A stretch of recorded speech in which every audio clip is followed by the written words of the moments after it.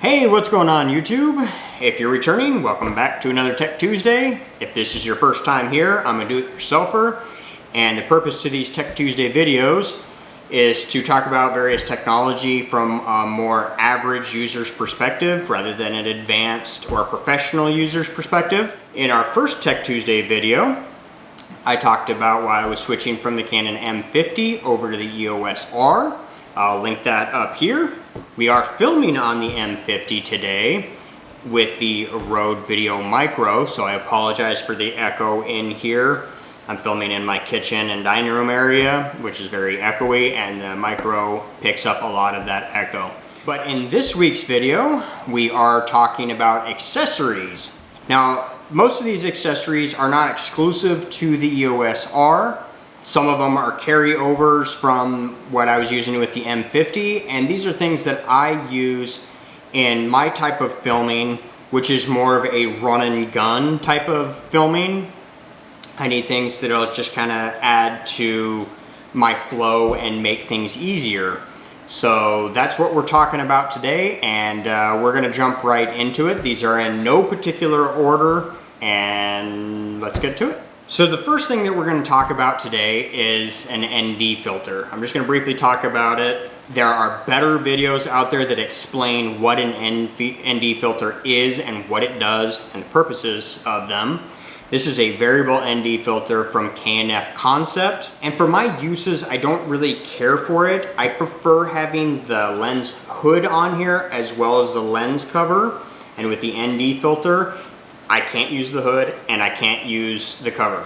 It's just the ND filter, it's just exposed.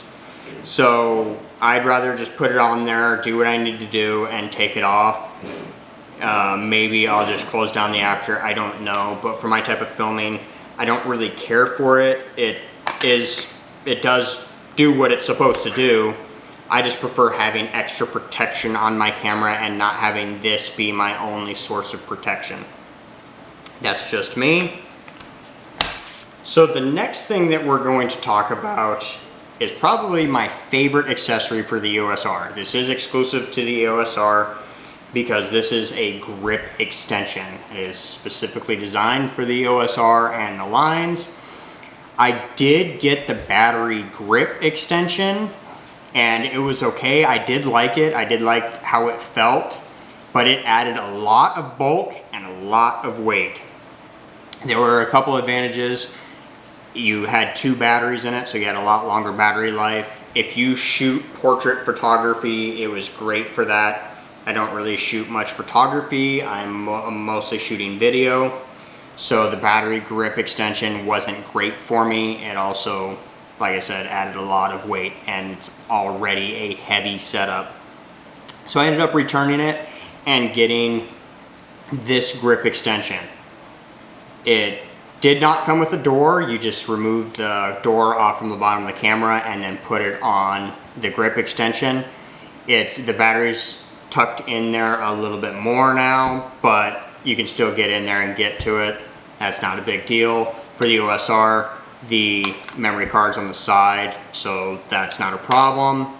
So the first reason why I like this particular grip extension was because it's got a Sling loop adapter. So it's got this little bar right here, this little cutout, so you can attach a camera sling to it. We'll get into that in a minute, but it's got your normal screws in order to attach your any sort of tripod adapter plates or whatever. There's 1/4 20 and I think the 3/8. And then it's also got your Arca Swiss grooves built right into it. And this is awesome. I absolutely love this grip. I think it was like 36 bucks. The battery grip extension is like 250. So the next thing is screen protectors. One of the first things that I get for a new phone is a case and a screen protector. Those first things that I get because I want my phone to be protected. Well, my camera's no different. I wanted to get some screen protectors. I don't think they were very expensive, and it actually came in like a 4-pack. There was 2 for the rear screen and then 2 for this top area right here. So I think this top area is less of importance. It's not like it's a touch screen or anything like that. I was mostly after a screen protector for this screen back here, but since it came with it, I threw it on there anyway, might as well. I was concerned about it sticking out and me not being able to flip it over and close it, but it doesn't get in the way, it's not a problem. Since there's actually kind of like a step down to the screen from the plastic edge, and that's probably on purpose to protect the screen, it makes it more flush. It hasn't affected the sensitivity to the touch or anything, so it's just fine. So the next thing we're going to talk about is a camera strap or sling, whatever you want to call it. I'm sure in a lot of videos, if you're like me, you're wondering what these things were dangling off from the sides of so many cameras. So it actually took me a little while to figure out what those were. I'm sure I figured that they were probably to a sling, but not too many people were talking about it, and I was able to find some videos on it. So this is a sling by Peak Design. They have a few different models. I chose to go with the Slide Light. They have these locking tabs on here that allow you to quickly adjust it, and they just snap into place. You can do it one-handed. Nice and easy. So I actually leave the strap on my camera, so anytime that I go and grab it off from the tripod, the first thing I do is I put it around my neck, because I have problems with my hands not wanting to hold on to things sometimes. This is not something I want to drop, and not something that I can afford to replace. So I wanted to get this. I felt like it was cheap insurance in order to make sure that if I dropped it, it wasn't going all the way to the floor.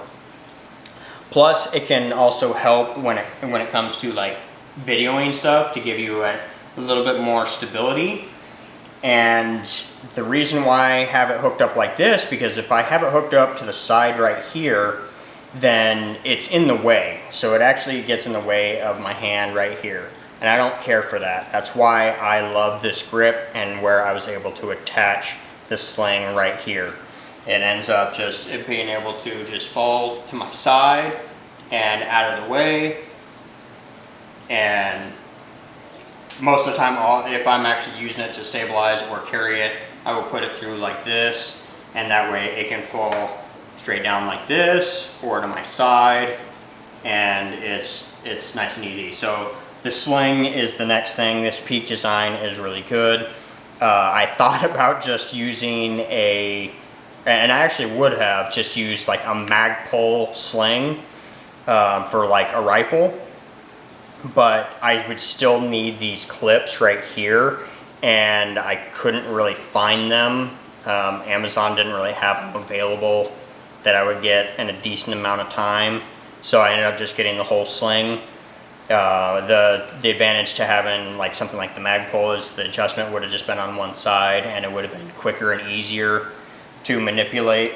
If you know anything about them, you just grab a hold of it and you just move it back and forth. It's really easy. This one is just a little bit more challenged. It's a little bit stickier, so it's not as smooth. Since I couldn't get these by themselves very easily, it just made more sense to get the whole thing. So now let's go move on to this contraption that I have sitting on top of the camera here. So this is a handle that I have on top of the camera, and I actually have this for 2 reasons. One of them is to hold it to film like this. It makes it really nice and stable, and it balances really nice. I have it going forward because of the really heavy lens, and it's really nice. This particular handle is a little bit more expensive than some of the other ones. It's actually probably like twice as expensive. There's a lot for like 25, 26 bucks. This one was more in like the $50 range, but it locked up to the top of the camera better than some of the others.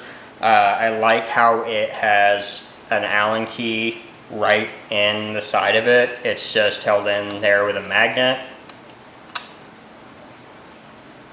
And it just holds it in place like that, stores nice and easily. It's got holes all over the place. Another reason why I liked this one is because it has a hot shoe or cold shoe mount, whatever it's called, on the back, or on this end of the handle. It's also got it on this end of the handle and on the front side of the handle. So, and plus it's got screw holes all over, 3/8 and 1/4 by 20. No matter how much I looked, I could not figure out what these guys were for.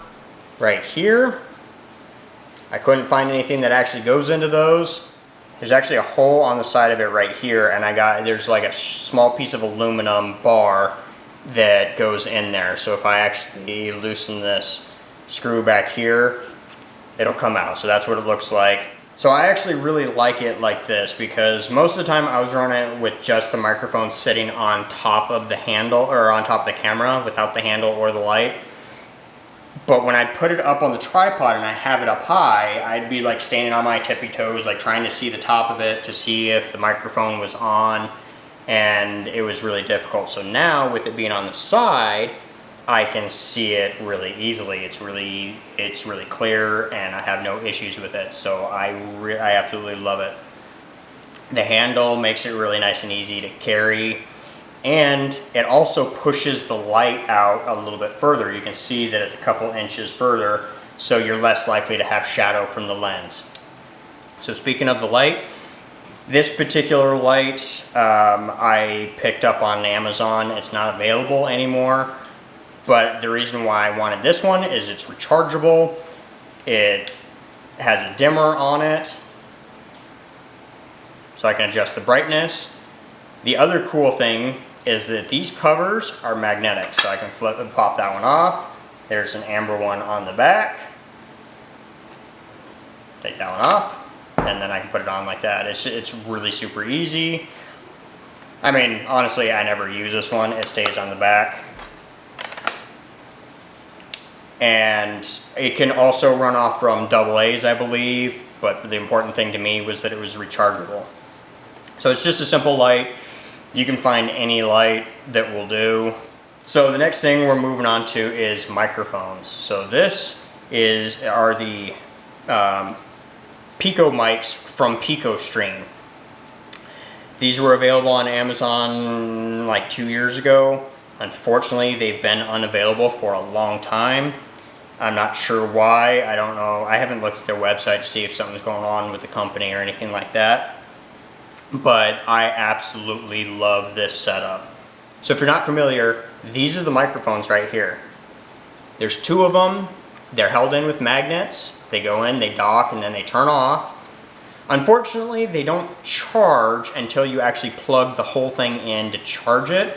I thought that the microphones themselves would charge off from the battery that's inside the main hub. But that's not the end of the world. And so when you're filming, you have 2 microphones.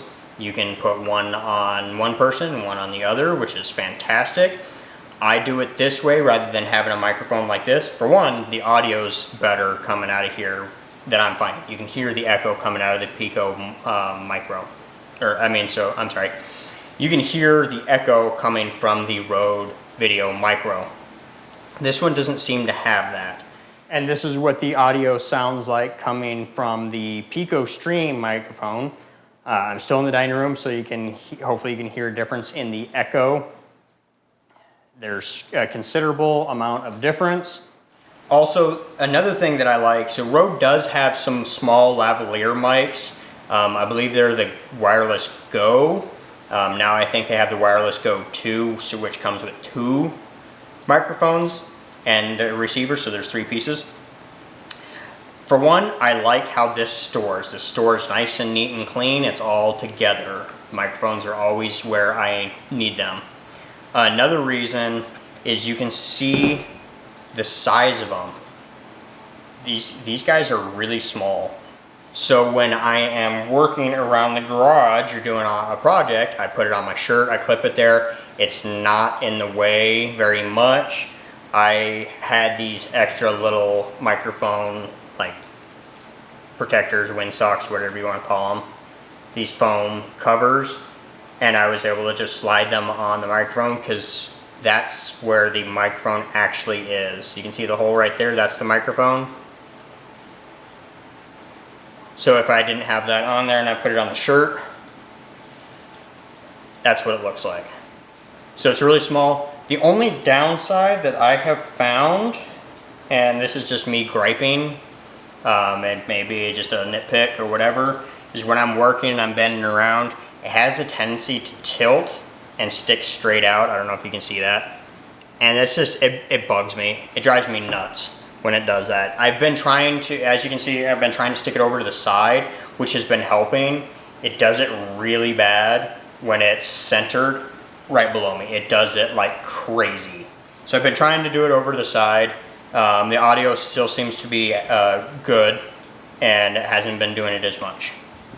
And then as you can see, I just stick it right back in the dock. So this microphone is awesome. I love it. I don't know what's going on in the Pico stream.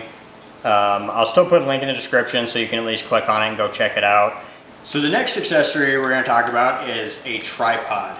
You need a tripod. Obviously, if you're doing any sort of filming, you're going to have somewhere to put your camera. This is an Amazon Basics tripod, so it's nothing fancy and it's nothing crazy expensive. This is it all collapsed. It pops out nice and easy. It's really easy to use. The legs extend out.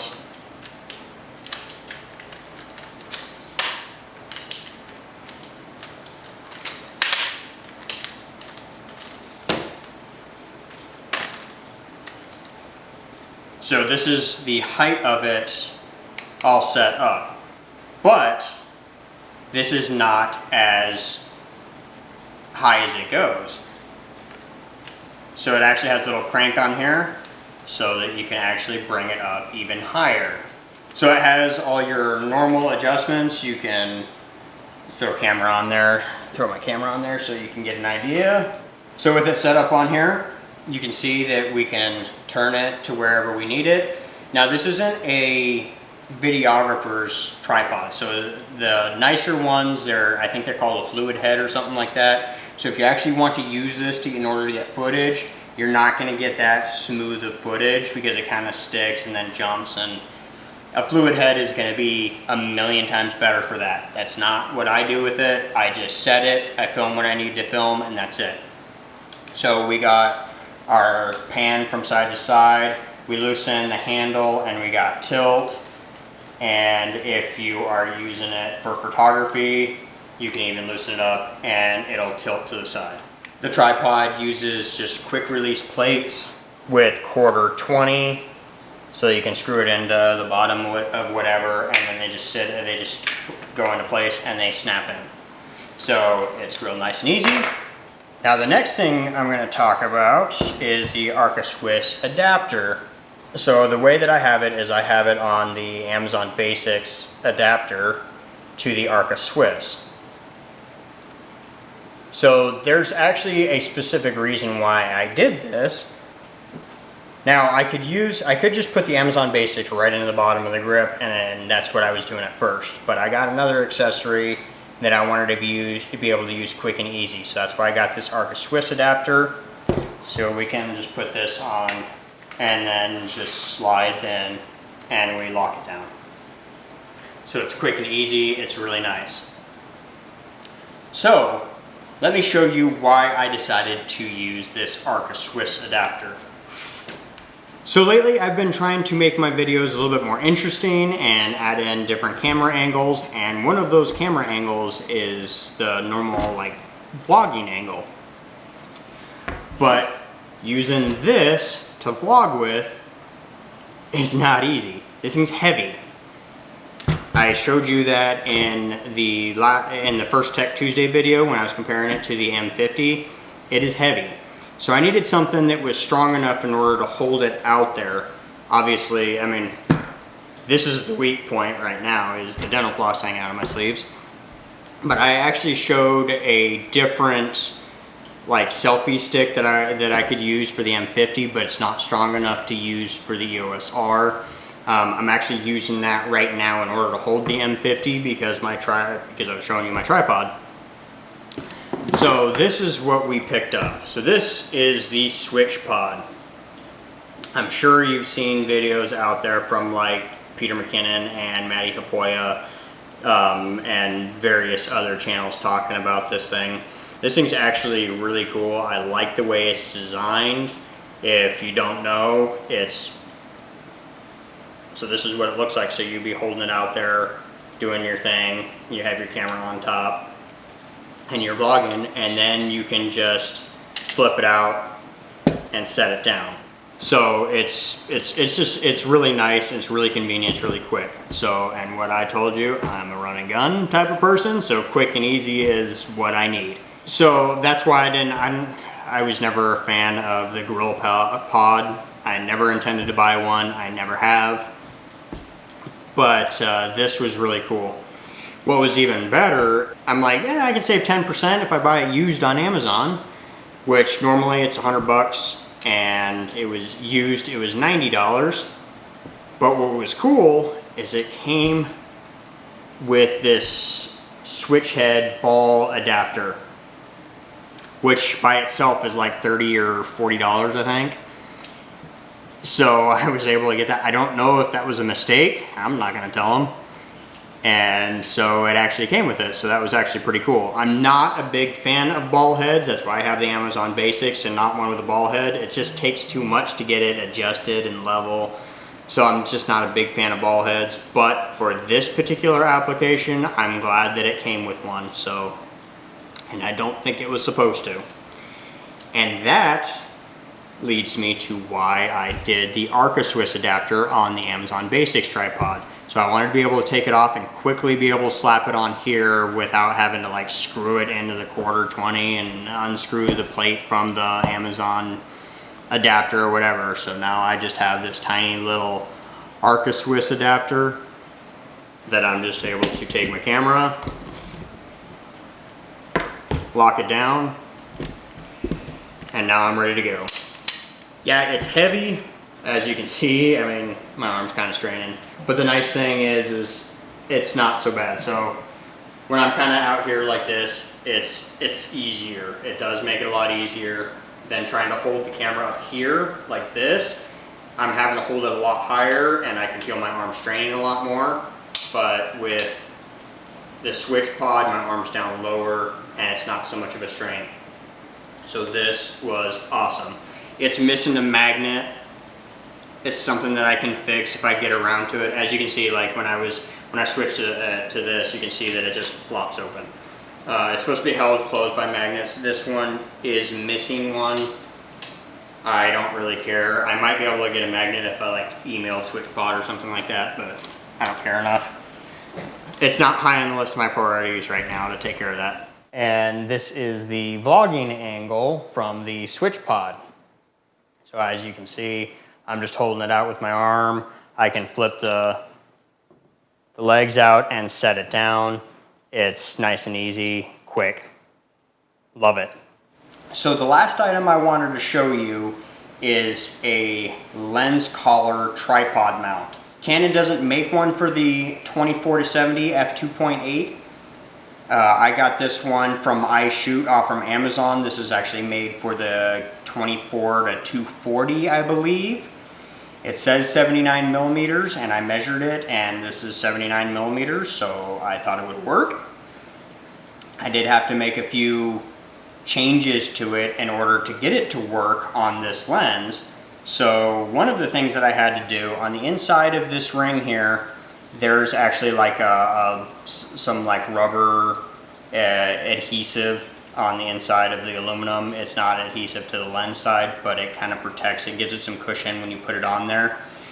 The tolerances is just too tight, and for this lens, I had to remove it, which isn't that big a deal. It might put some scratches on the outside of the lens. If you're like me, a little bit of cosmetic scratches on the outside isn't gonna bother you.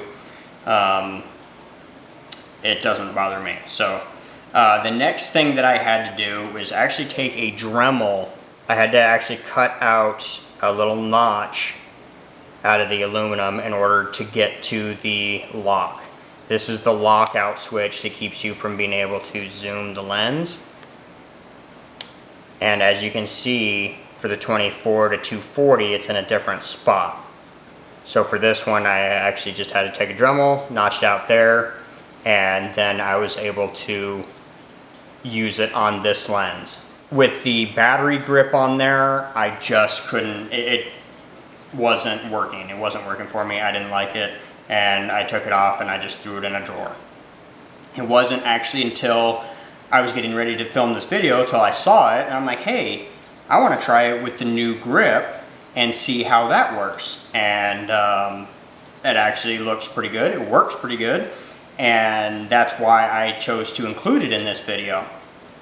On the bottom side, we have a 1/4 20 thread, and we also have the larger, I think it's 3/8.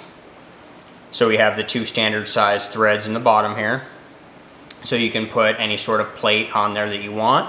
So you wouldn't need to get any sort of Arca plate because it's already got the grooves for an Arca mount. So as you can see, the lens just slides on and locks into place. And that's what it looks like with the camera mounted on it. So now it's a little bit more balanced instead of being so front heavy with that lens. So one thing I didn't expect is actually this is kind of growing on me.